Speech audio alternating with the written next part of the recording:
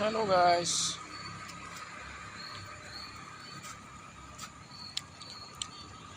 মই আজি আছো যোৰহাটত।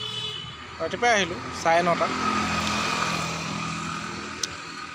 আহি ইয়াতে আছো। যোৰহাটতে আছো এতিয়া। কিমান দেৰি হয় ক'ব নোৱাৰোঁ। ভাড়া মাৰোঁ।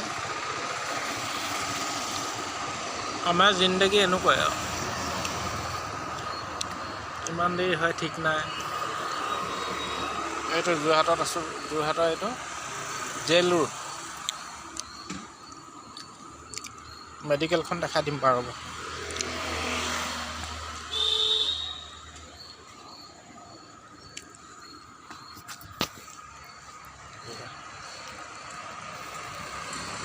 এইখন মেডিকেল এয়া